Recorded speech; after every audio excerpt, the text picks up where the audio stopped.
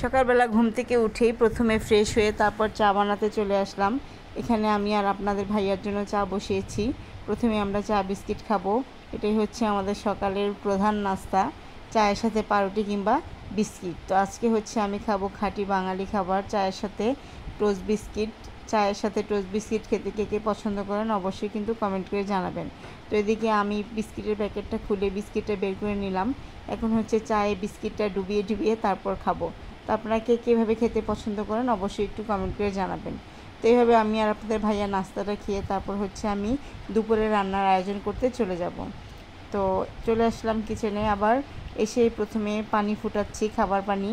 আর এদিকে হচ্ছে পাট শাক বেছে নিয়েছিলাম, ওগুলো হচ্ছে ধুয়ে ভালো মতো পরিষ্কার করে নিচ্ছি। আজকে দুপুরে রান্নায় হবে পাট শাক, মুরগি ভুনা এবং হচ্ছে ভর্তা, শুকনা মরিচ দিয়ে শুটকি ভর্তা করব। তো প্রথমে শাকগুলো ধুয়ে আমি পানি ঝরাতে দিয়ে দিব।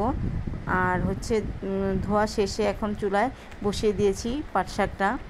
শাক অনেকগুলো হলো, কিন্তু যখন চুলায় বসাবেন অল্প একটু শাক হয়ে যায়।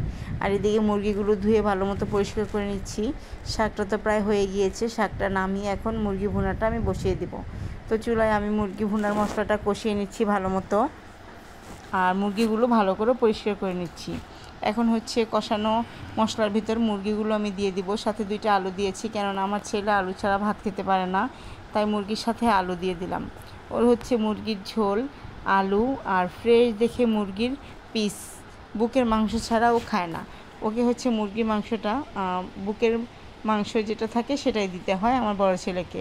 আর আমার ছোট ছেলে হচ্ছে মুরগির রান ছাড়া ভাত খেতে পারে না। বড় ছেলে কিন্তু আবার রান পছন্দ করে না। তো আমি আর আমার ছোট ছেলেই হচ্ছে বেশিরভাগ মুরগির রানগুলো খেয়ে থাকি। তো আজকে হচ্ছে মুরগিটা বেশি ঝোল করব না, একদম কষিয়ে ভুনা করব। আর মহিলা মানুষ আমরা হচ্ছি, পাকঘর ছাড়া আমাদের কোনো জীবন নেই।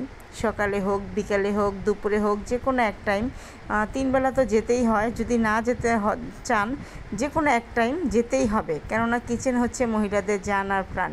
এটা ছাড়া মহিলারা মনে হয় থাকতে পারে না। তো অবশ্য আমার রান্না করতে ভালোই লাগে, পরিবারের সবাইকে রান্না করে খাওয়াতেও ভালো লাগে। যখন ওরা রান্নার প্রশংসা করে তখন তো আরও খুশি হয়ে যায়। তো এই তো আমার মুরগি ভুনাটা হয়ে গিয়েছে। আর হচ্ছে এখন আমি ভাত খাবো। তো সব রান্না কমপ্লিট। এই যে আমার পাট শাক, সব কিছু গুছগাছ করে ঘরটা একটু পরিষ্কার করে তারপর হচ্ছে আমরা খাবার দাবার করব। তো সবাইকে ভাত খাইয়ে আমি হচ্ছে শেষে খাবার নিয়ে বসেছি। এই যে একটু শাক রেখেছে আমার জন্য, আর ভর্তাটা তো পুরোই শেষ করে ফেলেছে ওরা, একটু ভর্তা রেখেছে। তো যাক, এটুকুই হবে আলহামদুলিল্লাহ। সবাই খেয়ে খুব মজা পেয়েছে।